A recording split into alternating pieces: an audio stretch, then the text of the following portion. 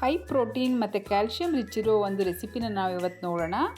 Basic ಇಂಗ್ರೀಡಿಯೆಂಟ್ಸ್ನ ಉಪಯೋಗಿಸ್ಕೊಂಡು, ಪನ್ನೀರ್ ಒಂದಿದ್ರೆ ಸಾಕು ಮನೆಯಲ್ಲಿ. ಪನ್ನೀರು, ಕಡಲೆ ಬೀಜ ಮತ್ತು ಬೇಸಿಕ್ ಇಂಗ್ರೀಡಿಯೆಂಟ್ಸ್ ಮನೆಯಲ್ಲಿ ಏನೇನಿರುತ್ತೋ ಅದನ್ನು ಮಾತ್ರ ಉಪಯೋಗಿಸ್ಕೊಂಡು ಒಂದು ರೆಸಿಪಿ ಮಾಡೋಣ ಇವತ್ತು. ಇದನ್ನು ಸ್ಟಾರ್ಟರ್ಸ್ ಆಗೂ ಉಪಯೋಗಿಸ್ಬಹುದು ಅಥವಾ ಈವ್ನಿಂಗ್ ಸ್ನ್ಯಾಕ್ಸ್ ಆಗೂ ಉಪಯೋಗಿಸ್ಬಹುದು. ಟೇಸ್ಟ್ ಅಂತೂ ಸೂಪರ್ಬಾಗಿರುತ್ತೆ.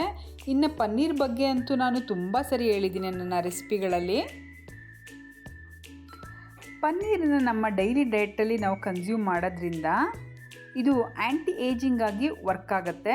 ಅಂದರೆ ನಿಮ್ಗೆ ಏಜ್ ಆಗೋದನ್ನು ಅದು ಡಿಲೇ ಮಾಡೋ ಪ್ರಾಪರ್ಟೀಸು ಈ ಪನ್ನೀರಲ್ಲಿದೆ. ಮತ್ತು ಬೋನ್ಸ್ಗಾಗಿರಬಹುದು, ಮತ್ತು ಟೀತ್ಸ್ಗೆ, ಹಲ್ಲುಗಳಿಗಾಗಿರಬಹುದು, ಮತ್ತು ಸ್ಕಿನ್ನು ನಿಮ್ಮದು ಗ್ಲೋ ಆಗಿರಬೇಕು ಅಂದರೆ, ಮತ್ತು ಬ್ಲಡ್ ಶುಗರ್ ಲೆವೆಲ್ನ ಬ್ಯಾಲೆನ್ಸ್ ಮಾಡೋದಕ್ಕಾಗಿರಬಹುದು, ಮತ್ತು ಈ ಮೆನುಪಾಸ್ ಏಜ್ ಏನು ಬರುತ್ತೆ ಫೀಮೇಲ್ಸ್ಗೆ 45 ನಂತರ ಏನು ಮೆನುಪಾಸ್ ಸ್ಟೇಜ್ ಬರುತ್ತೆ, ಅವರಂತೂ ಅವರ ಡೈಲಿ ಡಯಟಲ್ಲಿ ಇದನ್ನು ಕನ್ಸ್ಯೂಮ್ ಮಾಡೋದು ತುಂಬಾ ಒಳ್ಳೆಯದು. ಯಾಕಂದರೆ ಆ ಟೈಮಲ್ಲಿ ಏನು ಸ್ಟ್ರೆಸ್ ಫೀಲ್ ಮಾಡ್ಕೋತಾರೆ, ಆ ಸ್ಟ್ರೆಸ್ಸಿಂದ ಫ್ರೀ ಮಾಡೋ ಪ್ರಾಪರ್ಟೀಸ್ ಕೂಡ ಈ ಪನ್ನೀರಲ್ಲಿದೆ. ನಾನಿಲ್ಲಿ ಸುಮಾರು 2 ಇಡಿಗಳಷ್ಟು ಕಡಲೆ ಬೀಜ ತೊಗೊಂಡಿದ್ದೀನಿ. ನೆಕ್ಸ್ಟ್ ಇಲ್ಲಿ ಮೆಣಸಿನ್ಕಾಯಿ ತೊಗೊಂಡಿದ್ದೀನಿ, ಹಸಿರು ಮೆಣಸಿನ್ಕಾಯಿ. ನಿಮ್ಮ ಖಾರಕ್ಕೆ ತಕ್ಕನಾಗಿ ಉಪಯೋಗಿಸ್ಬಹುದು ಮೆಣಸಿನ್ಕಾಯಿ. ಇಷ್ಟು 200 ಗ್ರಾಮ್ಸ್ ಪನ್ನೀರ್ಗೆ ಇಷ್ಟು ಮೆಣಸಿನ್ಕಾಯಿ ಕರೆಕ್ಟಾಗಿ ಸೂಟ್ ಆಗುತ್ತೆ. ಮತ್ತು ಜೀರಿಗೆ 1 ಟೀ ಸ್ಪೂನ್, ಬೆಳ್ಳುಳ್ಳಿ ತೊಗೊಂಡಿದ್ದೀನಿ, ಮತ್ತು ಬ್ಲ್ಯಾಕ್ ಸಾಲ್ಟ್ ತೊಗೊಂಡಿದ್ದೀನಿ. ಸ್ವಲ್ಪ ಆ ಥರ ಹಸಿರು ಮೆಣಸಿನ್ಕಾಯಿ ಸ್ವಲ್ಪ ರೆಡ್ ಆಗಿರುತ್ತಲ್ಲ, ಅದನ್ನು ತೊಗೊಳೋದ್ರಿಂದ ತುಂಬ ಚೆನ್ನಾಗಿ ಕಾಣುತ್ತೆ. ನಿಮ್ಗೆ ಪನ್ನೀರ್ದೇನು ಕೋಟಿಂಗ್ ಮಾಡ್ತಿರಲ್ಲ, ತುಂಬ ಚೆನ್ನಾಗಿ ಕಾಣುತ್ತೆ. ಮತ್ತು ಇಲ್ಲಿ ನಾನು ಕೊತ್ತಂಬರಿ ತೊಗೊಂಡಿದ್ದೀನಿ, ಅರ್ಧ ನಿಂಬೆಹಣ್ಣು ತೊಗೊಂಡಿದ್ದೀನಿ, ಮತ್ತು ಕರಿಬೇವು ತೊಗೊಂಡಿದ್ದೀನಿ. ಕರಿಬೇವಂತೂ ನೀವು ಸ್ಕಿಪ್ ಮಾಡಲೇಬೇಡಿ, ತುಂಬಾ ಚೆನ್ನಾಗಿರುತ್ತೆ. ಫ್ಲೇವರ್ ತುಂಬ ಚೆನ್ನಾಗಿ ಬರುತ್ತೆ ಕರಿಬೇವು ಹಾಕೋದ್ರಿಂದ. ರುಚಿನೂ ಅಷ್ಟೇ ತುಂಬ ಎನ್ಹಾನ್ಸ್ ಆಗಿ ತುಂಬ ಚೆನ್ನಾಗಿ ಬರುತ್ತೆ ಕರಿಬೇವು ಹಾಕೋದ್ರಿಂದ. ಕಡಲೆ ಬೀಜನ ನಾವೀಗ ಡ್ರೈ ರೋಸ್ಟ್ ಮಾಡ್ಕೊಳ್ಳೋಣ. ಇನ್ನು ಕಡಲೆ ಬೀಜ ಬಗ್ಗೆ ನಾವು ಹೇಳೋದಾದರೆ, ಇದು ವಿಟಮಿನ್ ಇ ರಿಚ್ ಇರೋದ್ರಿಂದ ಹೇರ್ ಗ್ರೋತ್ಗಂತೂ ತುಂಬಾ ಒಳ್ಳೆಯದು ಕಡಲೆ ಬೀಜ. ಮತ್ತು ಬ್ಯಾಡ್ ಕೊಲೆಸ್ಟ್ರಾಲ್ ಇರೋರಿಗೆ ಕೊಲೆಸ್ಟ್ರಾಲ್ನ ರೆಡ್ಯೂಸ್ ಮಾಡೋ ಪ್ರಾಪರ್ಟೀಸು ಈ ಕಡಲೆ ಬೀಜದಲ್ಲಿದೆ. ನೋಡಿ, ಕಡಲೆ ಬೀಜ ಎಲ್ಲ ಈ ಥರ ಸ್ವಲ್ಪ ರೋಸ್ಟ್ ಆದ ನಂತರ ನಾವು ಮೆಣಸಿನ್ಕಾಯಿನ ಇಟ್ಕೊಂಡಿರ್ತೀವಲ್ಲ, ಮೆಣಸಿನ್ಕಾಯಿ ಮತ್ತು ಬೆಳ್ಳುಳ್ಳಿನ ಹಾಕ್ಕೊಂಡು ಅದನ್ನು ಫ್ರೈ ಮಾಡ್ಕೊಳ್ಳೋಣ. ನೋಡಿ, ನಾವು ಎಲ್ಲೂ ಆಯಿಲ್ನ ಉಪಯೋಗಿಸಿಲ್ಲ ಇಲ್ಲಿ. ಮತ್ತು ಜೀರಿಗೆ ಕೂಡ ಹಾಕ್ಕೊಳ್ಳೋಣ.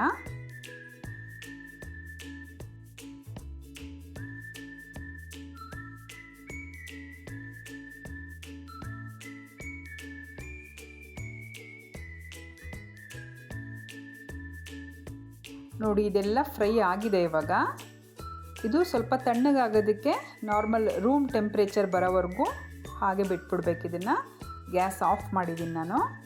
ಇದು ತಣ್ಣಗಾದ ನಂತರ ನಾವು ಮಿಕ್ಸಿ ಜಾರಲ್ಲಿ ಪಲ್ಸ್ ಮೋಡಲ್ಲಿ ಇಟ್ಕೊಂಡು ಇದನ್ನು ನಾವು ನೀರು ಹಾಕ್ದಂಗೆ ತರಿಯಾಗಿ ಇದನ್ನು ನಾವು ಪೇಸ್ಟ್ ಮಾಡ್ಕೋಬೇಕಾಗತ್ತೆ. ಉಪ್ಪು ಕೂಡ ಹಾಕ್ಕೊತಾ ಇದ್ದೀನಿ ಇಲ್ಲಿ.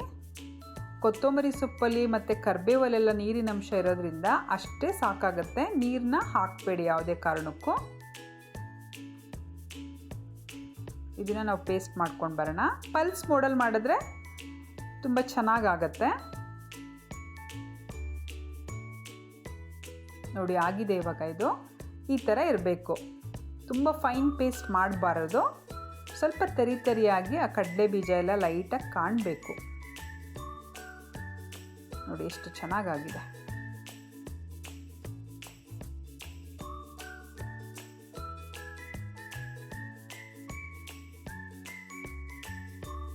ಇದನ್ನು ನಾವು ಒಂದು ಪ್ಲೇಟಿಗೆ ತಕ್ಕೊಂಡಿದ್ದೀನಿ ನಾನು. ಇದಕ್ಕೆ ಅರ್ಧ ಹೋಳು ನಿಂಬೆ ಹುಳಿ ರಸನ ಹಾಕ್ತಾ ಇದ್ದೀನಿ ನಾನು.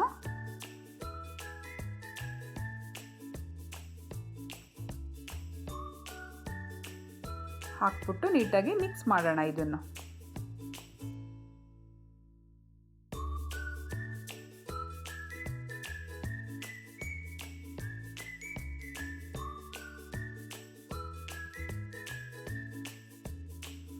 ನೋಡಿ, ಪನ್ನೀರ್ನ ನಾನು ಈ ಥರ ಕ್ಯೂಬ್ಸ್ ರೀತಿಯಲ್ಲಿ ಕಟ್ ಮಾಡಿ ಇಟ್ಕೊಂಡಿದ್ದೀನಿ.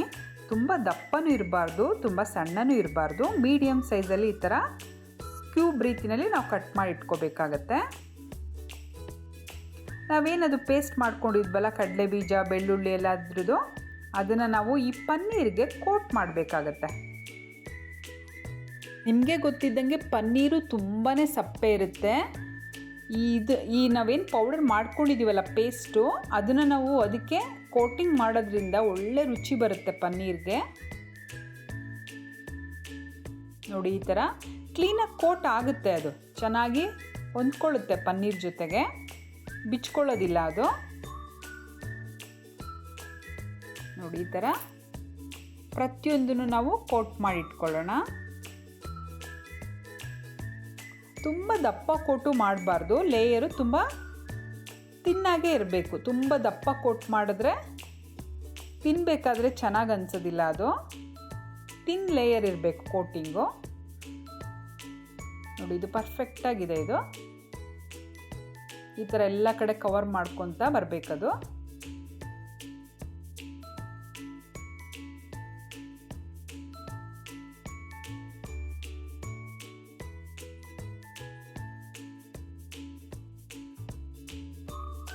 ನೋಡಿ ಪ್ರತಿಯೊಂದನ್ನು ನಾವು ಈ ಥರ ಮಾಡಿ ಇಟ್ಕೊಂಡ್ಬಿಡೋಣ.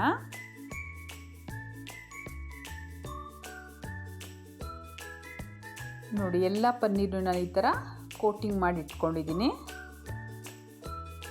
ಎಷ್ಟು ಚೆನ್ನಾಗಿ ಕಾಣ್ತಾ ಇದೆ ನೋಡಿ, ಅದು ಕೋಟಿಂಗ್ ಮಾಡಿರೋದು. ನಾವು ಮಧ್ಯ ಮಧ್ಯ ಆ ರೆಡ್ ಮೆಣಸಿನ್ಕಾಯಿ ಏನು ಹಾಕಿದ್ವಿ ಅದು ತುಂಬಾ ಚೆನ್ನಾಗಿ ಕಾಣ್ತಾ ಇದೆ.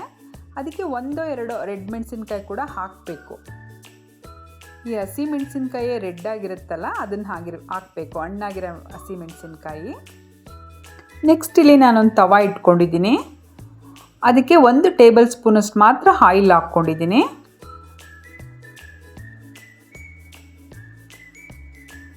ಎಲ್ಲ ಪನ್ನೀರ್ನು ಅದರಲ್ಲಿ ನಾವು ಇಡ್ತಾ ಹೋಗೋಣ.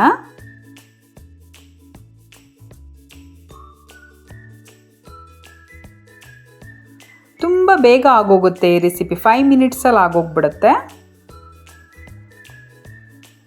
ಎಲ್ಲ ಕಡೆನೂ ರೋಸ್ಟ್ ಮಾಡ್ಕೋಬೇಕು, ಇದನ್ನು ಬೇಗ ಬೇಗ ರೋಸ್ಟ್ ಆಗೋಗ್ಬಿಡುತ್ತೆ. ಇದು ನೋಡ್ಕೊತಾ ಇರಬೇಕು, ನೋಡಿ ನೋಡಿ ನಾವೆಲ್ಲ ಕಡೆ ಈ ಥರ ಟರ್ನ್ ಮಾಡಿ ಮಾಡಿ ರೋಸ್ಟ್ ಮಾಡಬೇಕಾಗತ್ತೆ. ನೋಡಿ ಈ ಥರ ಸ್ಪೂನ್ ಸಹಾಯದಿಂದ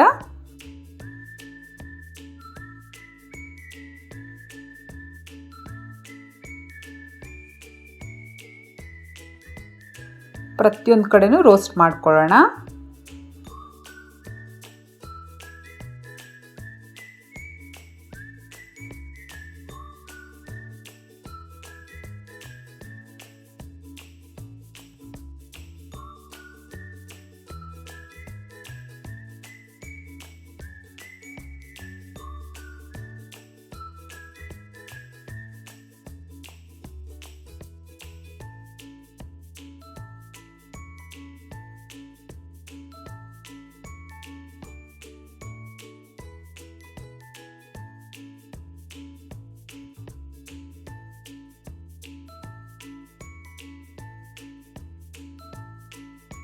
ನೋಡಿ ರೋಸ್ಟ್ ಆಗಿರೋದು ಎಷ್ಟು ಚೆನ್ನಾಗಿ ಕಾಣ್ತಾ ಇದೆ.